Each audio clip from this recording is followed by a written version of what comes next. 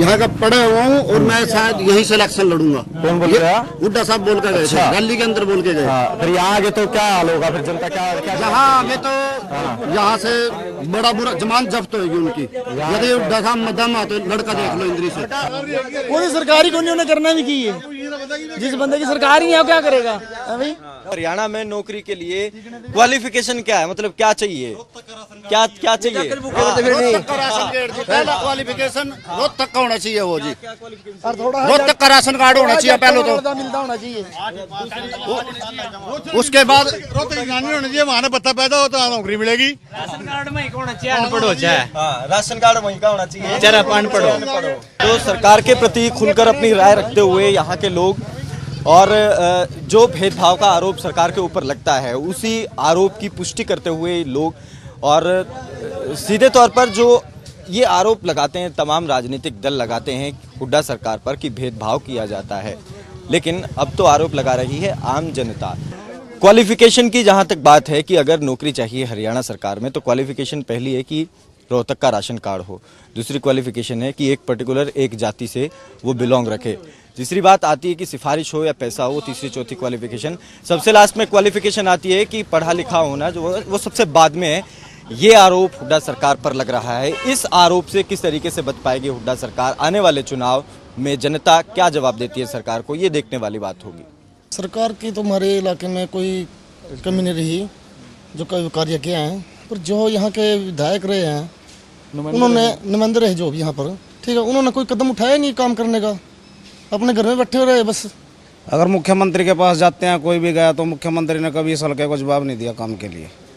जो भी कोई गया उसकी पूरी बात सुनी और काम भी हुए, ऐसी बात नहीं। बहुत बच्चे लगे हमारे यहाँ के। बेरोजगारी बहुत है इंद्री हल्के में, बेरोजगारी की समस्या बहुत ज़बरदस्त समस्या है। उनका जो काम करने का नज़रिया और पब्लिक के साथ मेल जोल ना बढ़ाना, ये हल्के की बदनसीबी का मुख्य कारण है।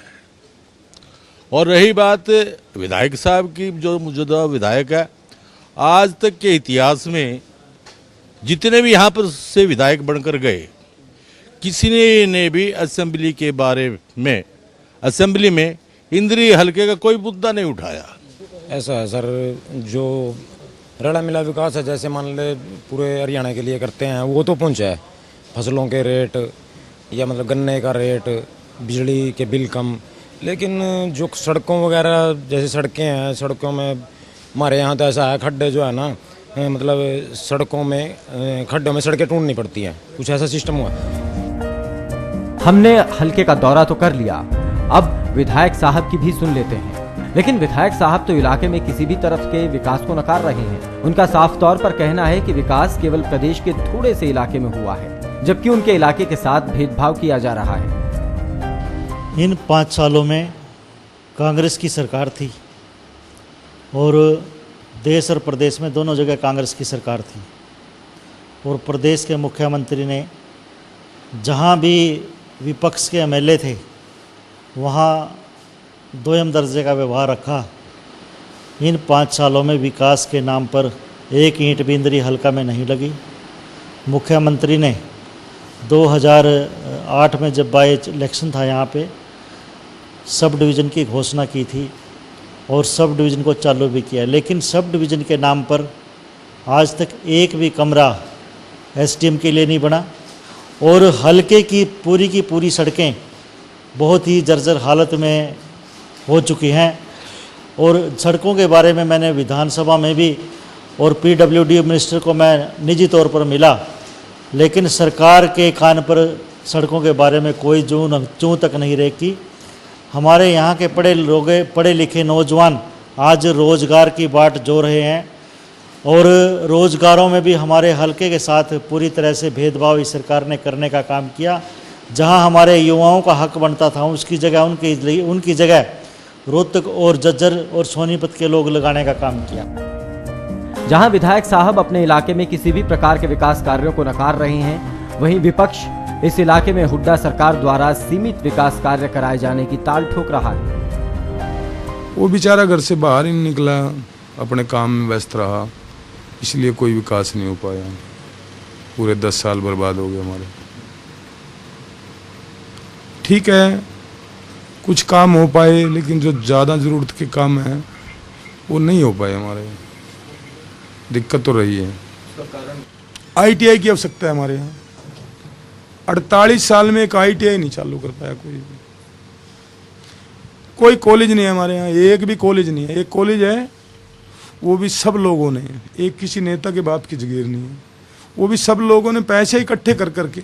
मजदूर आदमी ने उस टाइम 20 रुपये दिहाड़ी होती थी, उसने भी 5-5, 10-10 दिन की दिहाड़ी अपनी कमा के कॉलेज को दिया। मुख्य मुद्दा एक ही है।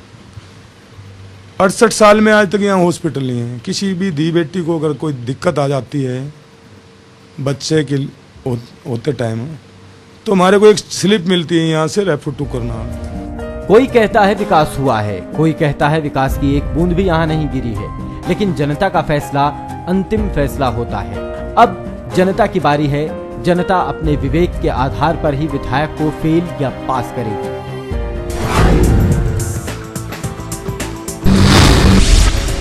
पानी की निकासी की समस्या नहीं हुई खत्म, गलियों का बुरा हाल, युवाओं को नहीं मिला रोजगार, सड़कों की खस्ता हालत, गरीबों को नहीं मिले प्लॉट।